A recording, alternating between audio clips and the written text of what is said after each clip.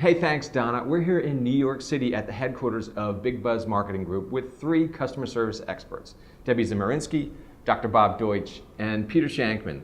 Peter, I'm going to throw it over to you to discuss empowering those employees who deliver on that customer service experience. Everyone talks about empowering the employee to help the customer. But I think that when you empower an employee to help, when you say to an employee, you can go out of your way to do something for the customer, if you have to give them that permission or almost make it a task for them, then it's not a customer service issue anymore, it's a hiring issue.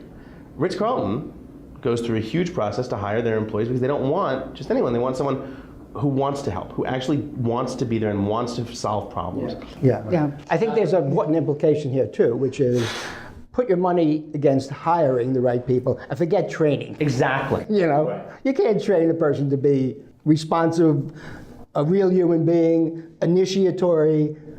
So Deb, I'm going to throw it over to you. Let's talk about culture. You and I have worked together with brands to develop the right service culture and then hire for it. At most premier organizations, you mentioned Ritz, Nordstrom's, I mean the people you always hear about, Southwest, Disney, they know that it's about hiring for the culture. So when we talk about right fit hiring, Disney's philosophy is we hire for attitude, not for aptitude. I can train you to do just about anything I need you to do. To Bob's point, I'm looking at you to say, will you be able to deal with our guests? Will you be able to take care of the guests? We'll give you the parameters and we'll give you the leeway to be empowered. Disney does. You can get out there and take care of the guests, but you have to be the right type of person who's going to want to do it, thrive on doing it, know how to do it, be able to make good decisions.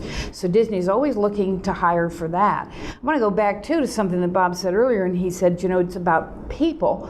Customers now, it's all about them. They don't care how you make it happen, and price is not usually an issue. One thing we know at Disney, and honestly, if you price out any type of, let's say, tourist attraction, it's outrageous. Price is never an issue for Disney, and they'll tell you this, unless we don't deliver on the magical experience. We don't get complaints. When I worked for Disney, we didn't get complaints about price unless Disney messed up and didn't fix it and didn't make it right, or just didn't deliver on that emotional feeling that people expect to have, because it's about expectations. Much of it's about expectations. There's a great book called Peak, How Great Companies Get Their Mojo from Maslow, and they've got a Maslow type of triangle in this book, and it's called the Maslow of customer service. And the very bottom half, where Maslow would have basic needs, it says meet expectations. If you're meeting your customers' expectations, you are barely staying alive. You are not even maintaining competitive advantage. If you're exceeding customer expectations, you will have some success. In poll after poll, the average percentage is that 80% of companies think that they're delivering, 88. And now it's 88, they're delivering. Right, and only 8% of the customers actually feel like they're getting superior customer service. How can you run a company and not be any more connected to your customers than that? And it's because companies go around thinking we know what the customers want, and they don't bother to take the time they think to about them as find customers, out. not They as think people. about them as customers, not as people. They don't take the time to find out what is it that really gets you excited about doing business with us. What is it that really makes you loyal? What are the things that we do or don't do that would make you come back again and again? Consumers will just continue to move around and defect until they find the company that does deal with their particular behavior. They're not going to change their behavior for you, they're just going to change companies that they deal with. Do you know in the 60s to change a bank, it took 3 weeks and no less than 8 visits? And if you were a woman, forget it, you had to bring your husband. Today, Right. TD Bank, on their homepage, switch to us button. You click that button, 2 clicks, your money's over. You have to understand people, and your products have to fit into people's lives. People's lives don't have to fit into your company. So you better damn well know something about people and people's lives and how they experience their life. That's right. Whenever I talk to businesses, I have a shameless plug, I have a book called Zombie Loyalists. And it's all about making the customers you have deliver the customers you want. The biggest problem I see is companies, we're at 9,999 followers, our 10,000th follower gets a prize. Translate that to screw you, original 9,999 followers, we don't care about you. It's like bringing the girl to the dance and look at a better dealer the second you get there. If you focus on the customers you have with these little tiny things, these little insignificant things that cost you nothing, but again, bring the person back from being a number. That brings you that level of loyalty. It's almost always the little things. Very exactly. And anybody can do it. You don't have to be a huge recognized brand. Anybody can do it. Totally. And then the other thing that managers, CEOs, executives, leaders of organizations have to understand is that they are not the people that have the biggest influence on the customer. It's the frontline employees who look that person in the eye, smile, say, I can do that for you, and I'm happy to do that for you. And managers are always taking credit, saying, oh, we built this culture.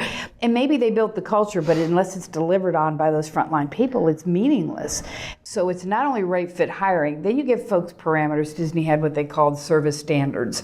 And these standards, there were 7 of them, and those were the things that managers knew that they held people accountable for when it came to guest interaction. And they were simple things like make eye contact and smile. That was number 1, in fact. Yeah. Display appropriate body language at all times, right?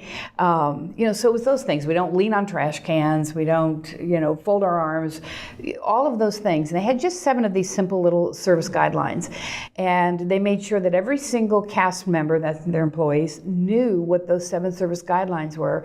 They trained them to understand this is what it looks like in your job. If you're scooping ice cream on Main Street, this is what it looks like to demonstrate the 7 service guidelines. If you are working IT in a back office, this is what it looks like. So they give you all of the information, but then what it really boils down to is accountability. And, we always say if you go to Disney often enough, you will eventually meet a disenchanted cast member. And they don't last very long, and they are usually asked very quickly to find their happiness elsewhere. But, and they hold to that line. And so it is about hiring right fit, and then it is about giving them everything they need to be successful. But the third thing that so many companies don't do well, because managers tend to shy away from it, is that accountability piece. And it's every single supervisor's, managers, and executives' responsibility to not only role model the 7 service guidelines themselves, but then to hold the employees accountable. Those who are not doing it, there has to be some consequences for the action, right?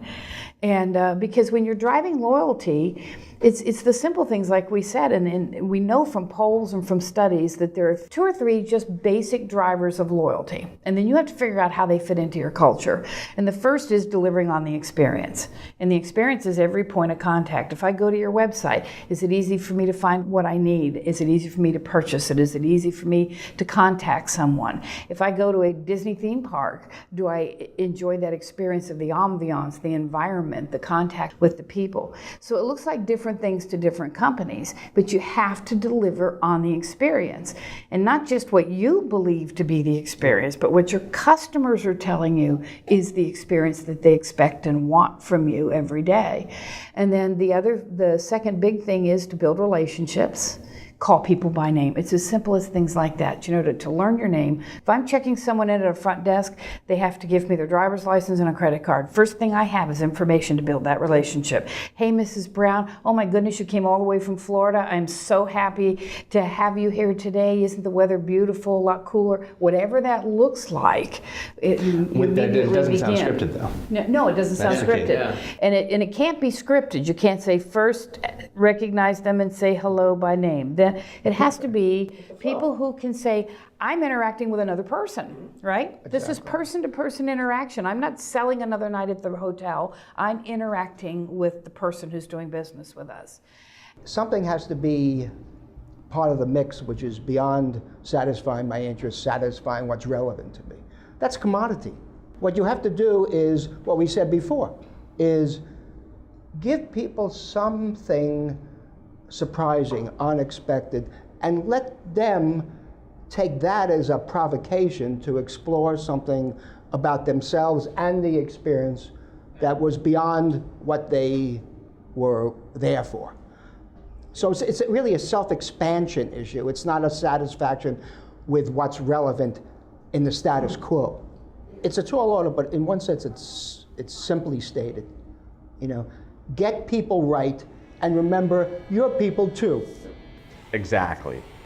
Well, that's it for this segment of The Buzz Bubble. I want to thank Donna and our brilliant guests and invite you back to our next segment of The Buzz Bubble on Live It Up. Find us online at thebuzzbubble.com. Thanks, and see you next time.